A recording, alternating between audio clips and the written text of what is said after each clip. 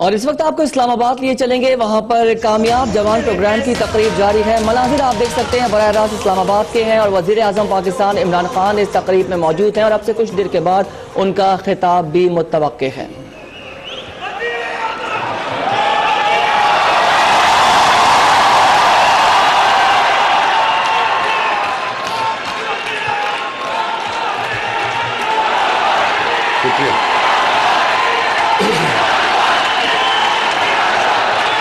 بسم اللہ الرحمن الرحیم۔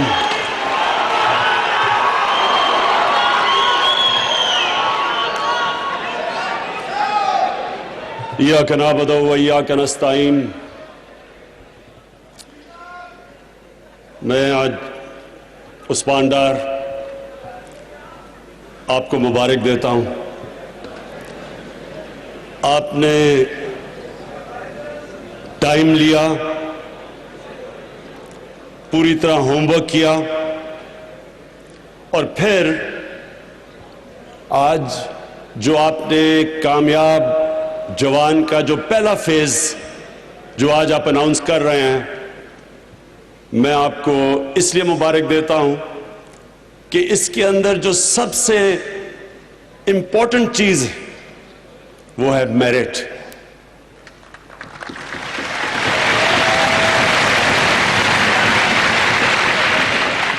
میں آج آپ سب کو، ہمارا پاکستان کا فیوچر یہاں اس ہال میں ہے، میں آپ سے پہلے یہ پروگرام آپ کے سامنے لانے سے پہلے دو تین آپ سے باتیں کروں گا۔ سب سے پہلے میرٹ۔ دیکھیں، دنیا میں وہ قومیں آگے بڑھتی ہیں جن میں میرٹ کا سسٹم بہتر ہوتا ہے۔ مسلمانوں کی نبی صلی اللہ علیہ وسلم نے جو مدینہ کی ریاست بنائی، اس کے بعد مسلمان اوپر جاتے رہے۔ دنیا کی سب سے بڑی سپر پاور مسلمان تھے تقریباً 1000 سال تک، لیکن وہ پھر نیچے گئے اور مغرب آگے نکل گئی۔ تو علامہ اقبال اور ان سے پہلے شاہ ولی اللہ، انہوں نے ان سے جب پوچھا گیا کہ یہ کیوں مسلمان نیچے گئے اور مغرب آگے نکل گئی، تو انہوں نے کہا کہ مغرب کے اندر، یورپ کے اندر جمہوریت آ گئی اور مسلمان ایک جمہوری کلچر جو مدینہ کی ریاست تھی اس سے بادشاہت کی طرف چلے گئے، اور بادشاہت میں میرٹ نہیں ہوتی۔ یہ یاد رکھیں، بادشاہت میں میرٹ نہیں ہوتی۔ جب اورنگزیب اس دنیا سے گیا تو ہندوستان کا جو مغل انڈیا کا جو جی ڈی پی تھا وہ 24% تھا دنیا کا جی ڈی پی، یعنی کوارٹر دنیا کی جو ساری سب سے زیادہ جدر دولت تھی وہ ہندوستان میں تھی۔ اور ہوا کیا، اتنی بڑی مغل سلطنت جو 180 سال تک ہندوستان کی سب سے بڑی سپریم بلکہ دنیا کی سپر پاور تھی، وہ کیوں نیچے چلی گئی؟ کیونکہ اورنگزیب کے بعد کوئی بھی ایسا اس کا سکسیسر نہیں آیا، اس کا بیٹا نہیں آیا جس میں وہ قوت تھی کہ اتنا بڑا سلطنت کو سنبھالے۔ میرٹ نہیں تھی۔ اگر اس کے بعد جمہوریت ہوتی تو ایک لیڈرشپ میرٹ کے اوپر آتی، خون کے اوپر نہ آتی۔ تو کہاں 180 سال 6 مغل بادشاہ رہے، 180 سال صرف 6 مغل بادشاہ تھے، ایک سے بہتر بادشاہ آتا رہا۔ لیکن اورنگزیب کے بعد تقریباً 17 سال میں 6 بادشاہ آ گئے۔ کسی میں بھی وہ طاقت نہیں تھی کہ اتنی بڑی سلطنت سنبھالے، کیونکہ میرٹ نہیں تھی، خون تھا، خون کے اوپر سلیکشن تھی۔ اور وہی تھا عثمانیہ سلطنت جو بھی دنیا کی سپر پاور تھی۔ سلیمان کے بعد کوئی بھی ایسا سلطان نہیں آیا جس میں وہ صلاحیتیں تھی کہ اتنی بڑا مغل آٹومن ایمپائر کو سنبھال سکتا. تو مغرب کیسے آگے چلے گی؟ وہاں جمہوریت آ گئی. جمہوریت پہ خون پہ سلیکشن نہیں تھی، میرٹ پہ تھی. اور جتنی اچھی جمہوریت اتنی زیادہ میرٹ. تو میرٹ ایک سب سے اہم چیز ہوتی ہے ایک قوم کے اوپر آنے پہ. جب قائد اعظم جب پاکستان بنا تو انہوں نے دو چیزوں کے اوپر خاص طور پہ کہا اپنی جو انہوں نے تقریر کی جب پاکستان جب بنا اور انہوں نے کانسٹیٹیوئنٹ اسمبلی کو تقریر کی تو انہوں نے کہا دو چیزیں یاد رکھنا. سفارشی جابری جو انہوں نے کہا اس کلچر کو نا میرٹ کو لے کے آنا، اور دوسری چیز انہوں نے کہا کہ کرپشن سے بچنا.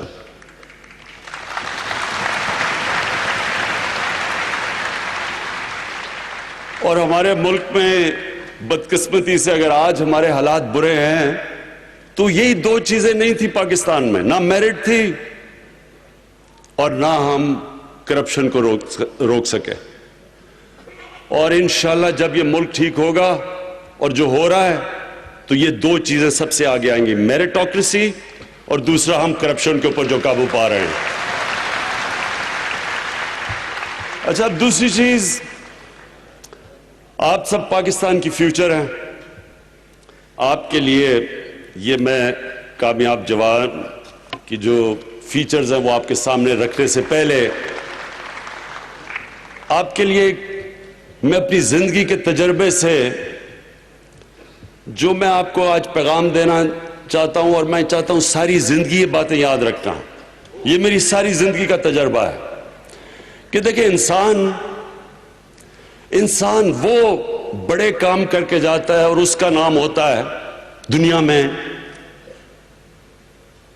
وہ نہیں ہوتا جس میں اللہ نے عقل زیادہ دی ہو، جس میں تعلیم زیادہ ہو، جو بڑے پیسے کے گھر میں پیدا ہو.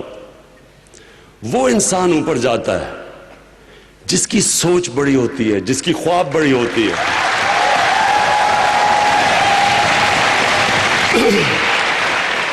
اس لیے اب سب کے لیے، یا خواتین ہیں یا نوجوان ہیں، سب کے لیے آپ کے کہ یاد رکھنا بڑی خواب، بڑی سوچ بڑی رکھنا. اور بڑی سوچ ہمیشہ ایک انسان سے نکل کے ہوتی ہے. بڑا انسان وہ ہوتا ہے جو اپنے سے باہر نکل آتا ہے، جو اپنی ذات سے باہر نکل آتا ہے. دنیا کی تاریخ میں بڑے بڑے امیر لوگ آئے. کوئی آج دنیا ایک امیر آدمی کو یاد رکھتی ہے؟ کوئی آپ کو یاد ہے امیر آدمی آج ہے، جیسی وہ مرتا اس کے بچے ہی اس کو بھول جاتے ہیں، باقی دنیا تو چھوڑیں. انسان دنیا اس انسان کو یاد رکھتی ہے جو انسانوں کے لیے کچھ کر کے جاتا ہے.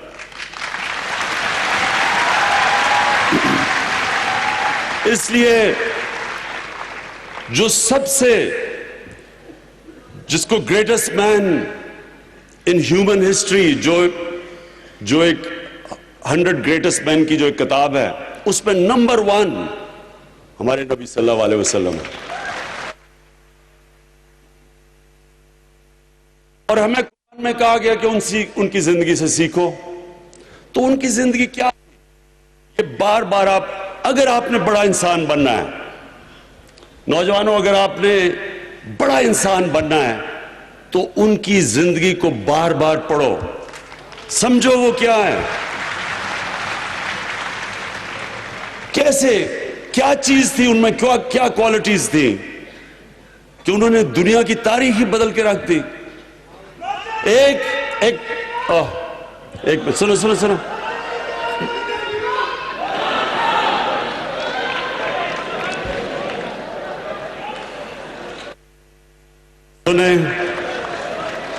ابھی نعرے نہیں مارنے.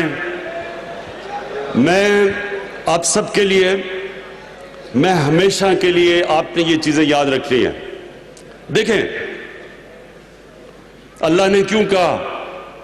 اللہ نے ان کو اپنا حبیب کہا. انہوں نے کہا ان کی زندگی سے سیکھو. ہم جب بڑے تھے ہمارے اور رول ماڈلز تھے, میرے کرکٹ کے رول ماڈلز تھے, اور راستے میں رول ماڈلز بنتے آئے, پاپ سٹارز تھے وغیرہ وغیرہ. ابھی بھی لوگ جو بزنس میں ہوتے ہیں وہ بل گیٹس کو رول ماڈل بنا لیتے ہیں, یا اور جو سٹیو جابز وغیرہ وغیرہ.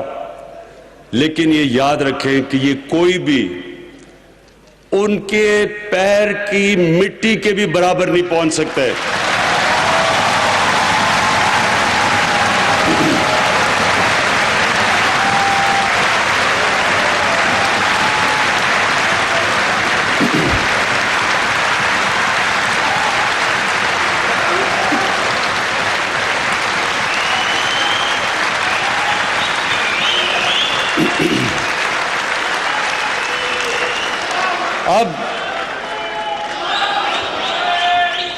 اب سنیں,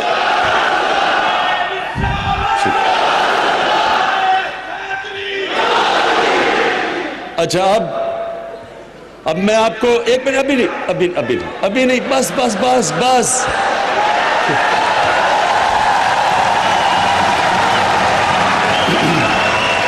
اچھا جی, اب سنیں بس بس بس بس سنیں.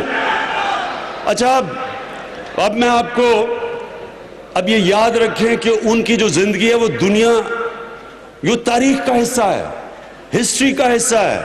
ہمیں پتہ ہے وہ کب پیدا ہوئے, کب انہیں ہجرت کی, کب اس دنیا سے پردہ کیا, ایک ایک ڈیٹ پتہ ہے ہمیں. اب میں آپ کو ان ڈیٹ سے بتا رہا ہوں.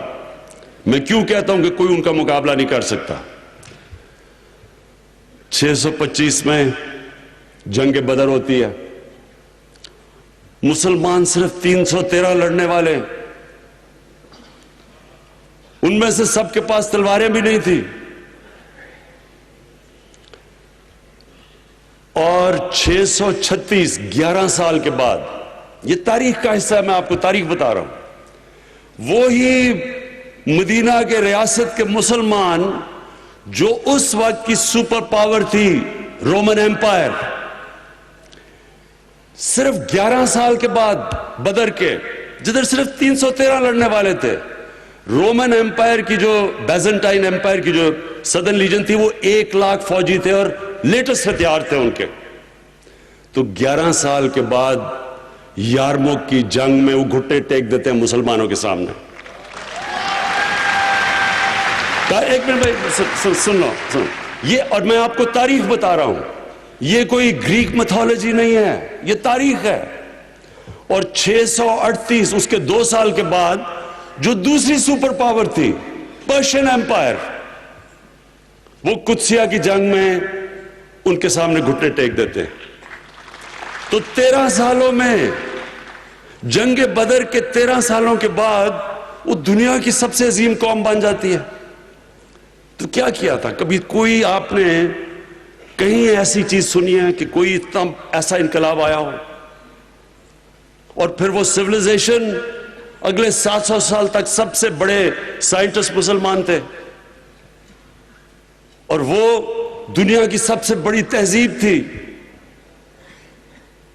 مسلمانوں کا کیریکٹر انہوں نے ایسا بنایا کہ انڈونیشیا اور ملیشیا میں مسلمان تاجروں کو دیکھ کے لوگ مسلمان ہو گئے. ایمانداری تھی ان کی, سچائی تھی. سو میں یہ جو آپ کو کہہ رہا ہوں یہ آپ نے سمجھنا ہے نوجوانوں, بیکاز فیوچر تو آپ کا ہے. تو آپ نے ایک چیز سمجھنی ہے, نمبر 1 سب سے امپورٹنٹ چیز یہ کہ ہمارے نبی صلی اللہ علیہ وسلم نے انسانوں کو بدلا. اور قرآن کی آیت ہے کہ میں کبھی کسی قوم کی حالت نہیں بدلتا جب تک وہ قوم خود اپنی حالت بدلنے کی کوشش نہ کرے. یعنی کہ اگر ہم نے نیا پاکستان بنانا ہے تو حکومت ایک طرف کوشش کرے گی اور قوم دوسری طرف کوشش کرے گی, مل کے نیا پاکستان بنے گا. اور پھر ہم نے ان کی زندگی سے کیا سیکھا؟ مدینہ کی ریاست پہلے دن مدینہ کی ریاست نہیں بن گئی, پہلے دن سے جدوجہد شروع ہوئی, آہستہ آہستہ چینج لے کے آئے. پہلے دن وہ چینج نہیں تھا. جو تبدیلی ہوتی ہے آہستہ آہستہ آتی ہے, انسان بدلتے ہیں, مائنڈ سیٹ بدلتا ہے. وہ بھی لوگ, مدینہ کے لوگ, وہ بھی انہوں نے اپنا کیریکٹر بدلا. عظیم قوم بنتا ہے, کوئی آ کے ایک سوئچ آن نہیں ہو جاتا کہ ایک دم تبدیلی آ جاتی ہے. ذہنوں میں پہلے تبدیلی آتی ہے, پھر زمین پہ تبدیلی آتی ہے.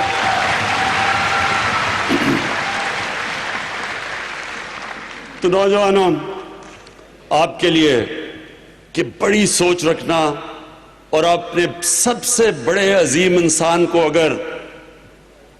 اگر آپ ان کو جب رول ماڈل بنائیں گے, انہوں نے جس طرح مدینہ کی ریاست میں سارے انسانوں کو اٹھا دیا.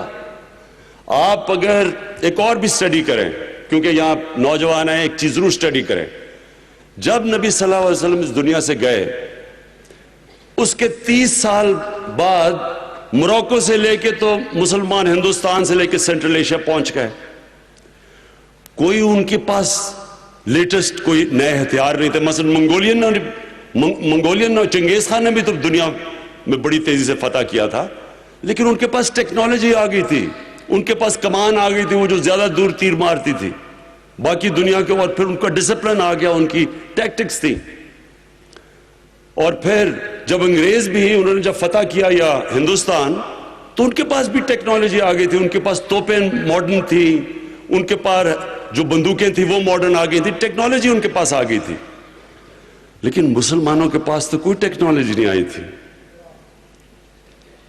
جو وہ ایک دم موروکو سے لے کے اور ساری دنیا میں چھا گئے, اور پھر تہذیب ان کی چھا گئی. جب منگولینز نے فتح کیا تو 100 سال کے بعد تو وہ ختم ہی ہو گئے, منگولیا میں بھی تھوڑے سے رہ گئے. یہ تو ایک دنیا کا عظیم سویلائزیشن بن گیا.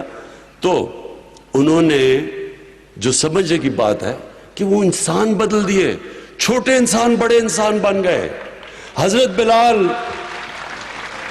بلال جو غلام تھے, انہوں نے 2 دفعہ جنرل بن کے فوجوں کو لیڈ کیا, تو غلاموں کو بھی جنرلز بنا دیا انہوں نے.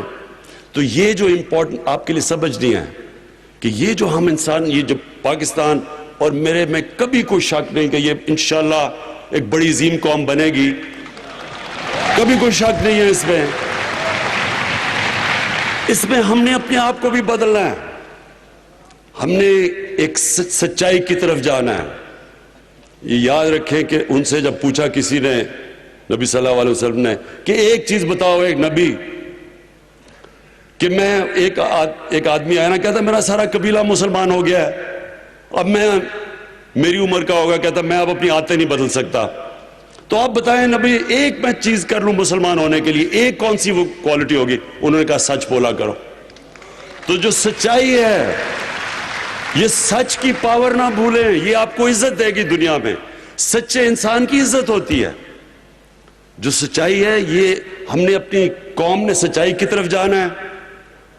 ابھی آہستہ آہستہ اس طرف جا رہے ہیں. میں تو اب جب سے میں 14 مہینے ہو گئے, میں جب دیکھتا ہوں ڈپارٹمنٹس کا, تو سب سے بڑا مسئلہ کیا ہوتا ہے؟ ٹیکسی لوگ جن دیتے ہیں, وہ تاجروں کے پاس جاتے ہیں, وہ کہتے ہیں جی ہم نے CN سے ہی نہیں, ہم نے ٹیکسی نہیں دینا. بھی ٹیکس نہیں دینا تو ملک کیسے چلے گا؟ ہمیں تعلیم بھی چاہیے, ہمیں صاف پینے کا پانی بھی, ہمیں لا اینڈ آرڈر بھی, لیکن ٹیکس نہیں دینا ہم نے. یہ ہمیں ذہن بدلنا پڑے گا. ایک خوددار قوم اپنے پیر پہ کھڑی ہوتی ہے, بھیک مانگ کے قرضے لے کے قوم نہیں بنتی.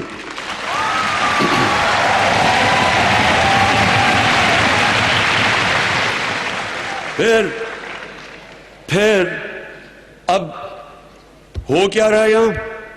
اب جب میں آپ کو صرف چیزیں بتا رہا ہوں کہ آپ کس طرح کی ہمیں چیزوں کا سامنا کرنا پڑتا.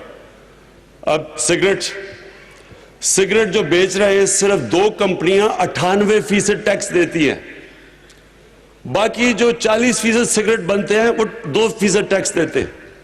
ٹیکس ہی نہیں دیتے. جو ایماندار ہے, ایمانداری کو پر ٹیکس لگ جاتا ہے, جو 2 نمبری ہے وہ بڑے نفع کماتا ہے.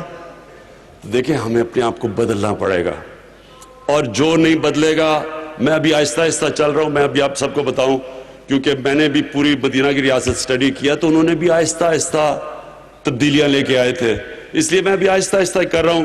لیکن آخر میں اگر ہم نے خوددار قوم بننا ہے تو ہمیں ٹیکس دینا پڑے گا, ہم ٹیکس کے بغیر نہیں بن سکتے. یعنی اور اللہ نے اس قوم کو اتنا کچھ دیا ہے, ابھی آہستہ آہستہ آپ کو پتا چلے گا کہ اللہ نے دیا کتنا ہے اس قوم کو.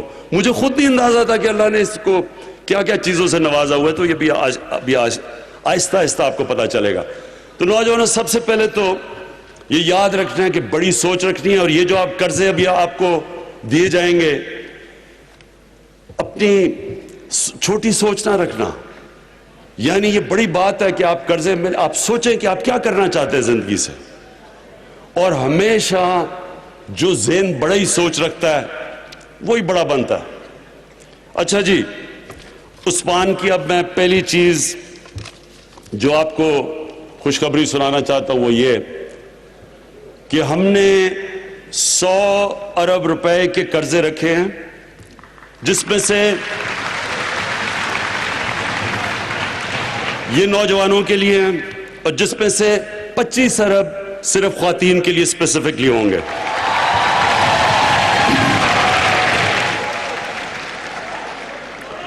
ان میں سے اب سنتے جائیں ذرا, جو سود کے بغیر 1 لاکھ تک قرضہ دیا جائے گا سود کے بغیر, اور یہ 45 ڈسٹرکٹ میں جو سب سے کمزور طبقے ہوں گے ان کے لیے قرضے دیے جائیں گے لاکھ سے نیچے. دوسرے کنسیشنری یعنی کنسیشن پہ قرضے دیے جائیں گے, وہ 1 لاکھ سے 5 لاکھ تک ہوں گے, اور جو تیسرا ٹیئر ہے وہاں 5 لاکھ سے 50 لاکھ تک قرضے دیے جائیں گے, اور یہ سب میرٹ کے اوپر ہوگا. ہمارا ٹارگٹ ہوگا کہ 10 لاکھ نوجوانوں